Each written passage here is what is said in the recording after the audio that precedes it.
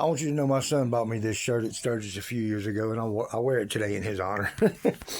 Anyway, this is Scott Free coming back at you again, live from the beautiful scenic downtown Beaumont at 5080 Shelley Drive in Beaumont, Texas. Anyway, I'm trying to do a little follow-up content on what's going on with Kebble, and he has what is called an esophageal ostomy, to where his stomach, he can't have anything by mouth because it ends up in the little bag thing. And we're going on the 5th to have that reevaluated, and hopefully a plan will be placed in place to repair, so that way we can reintroduce it to diet. Because right now he's got nothing by mouth, and that's got to be a living torture. I can't imagine living with that. So I've given him some apple juice and stuff, squirt a little bit in his mouth, and he swish it and then spit it out into the suction device. And so he's not doing too horribly bad.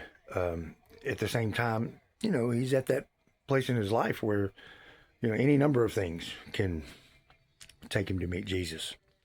So with that being said, it's an interesting ride. Now I'm taking care of him. I'm his primary caretaker, and I give him his meds, and I have to push it in through his feeding tube, and there's just stuff that's involved with taking care of him, and he's not doing too bad. I took him for a ride. I got him in the car. I unhooked everything. I took him for a ride around Terrell Park, which he was like a little kid. I mean, he was just giddy because he hadn't been out in months. And so, with that being said, what's going on with me? I was supposed to have my knee surgery done day before yesterday, on Thursday, but it was a faux pas by the doctor's office, where they gave me the referral to the wrong doctor, and then they did the referral for the surgery to the wrong doctor, and I had to pay an extra copay and travel expenses to go 100 miles away. Long story short, they rescheduled my hip replacement surgery, which is for May 14th.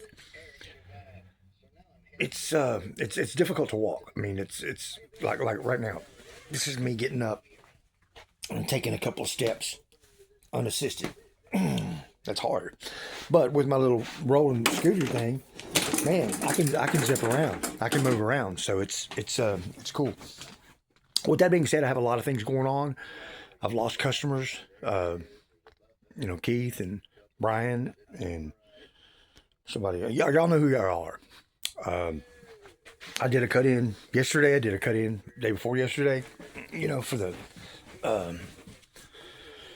clients that I take care of. Anyway, I've got a couple of things going on. I'm trying to recoup some of that lost income by monetizing things. I want to possibly start doing content on either YouTube or Facebook or both or whatever. And with that, I've got some ministry ideas. I need your help. Okay. I need paperback books, and I need hundreds of them. I don't care where you are or how many you have. I want them because, well, I'll explain that later, but it has to do with being incarcerated and not having anything to read for weeks. And that's a living torture for me, because when I'm in a book, I'm not, physically there in my mind. So with all these people that are incarcerated, yeah, they got to pay their debt to society, but at the same time, they need, just some love, some basic, I see you and you still count and you matter. And, books and other things are a huge blessing in a situation like that. So if you have any paperback books, contact me, please, through this medium or through my phone numbers, 409-363-0920. Also, I had this idea many years ago about collecting a million pennies. And the reason stemmed from, let's just show some kids what a million of something looks like. Now, we're not talking about Vegas where they got $1 million in the case. I'm talking about a million pennies. How much does a million pennies weigh? How much volume is it? How big of a space does a million pennies take up? And, the money part of it, it's $10,000. I got to be honest with you. I may save it forever. I might spend it frivolously. frivolously, or I might donate some of it and keep, I don't know. I don't know. But I want your pennies. I want all of them. Pennies. Do you have them? Can I have them? Can you call me? Can you contact me? I will make arrangements. Send me or give me your pennies. And I promise you won't be disappointed with the results that happens from it. So with that being said, I'm coming up on my surgery on the 14th. I've got to come up with, golly, $614 for the doctor. Plus, I have to make a payment arrangement for the facility where the procedure is going to be done. I don't know what they're going to require. God, if they, hopefully they'll have a payment arrangement because the doctor doesn't. I have to pay that $600, and I'm in a bind, and I'm trying to figure it out. And the Lord's on the throne. God's still in control. I firmly believe and affirm that I'm doing everything in my power to get the ducks in a row and quack into where I'm going to get this thing done. Either way, I also have an idea for a comedy troupe of people that have been incarcerated or dealt with the justice system. It's called America's Top 10 Most Wanted. Coming to a theater near you.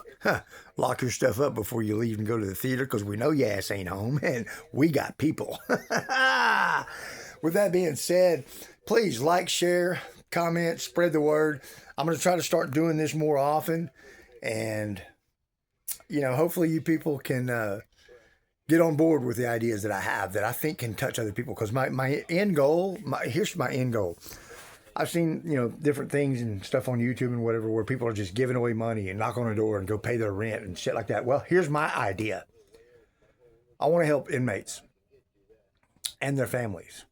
Now, I don't want to help them, because they can buy that fake bait bullshit in jail and smoke. It's crazy, the stuff that goes on in jail. I'm not going to support that. But if your family has a verifiable, justifiable need that, I personally will have to, judge and deem to be appropriate. I want to be able to give away God's money for fun and for free. That's what I want my job to be, and doing stuff like this. So I want to try and stay in touch with you guys.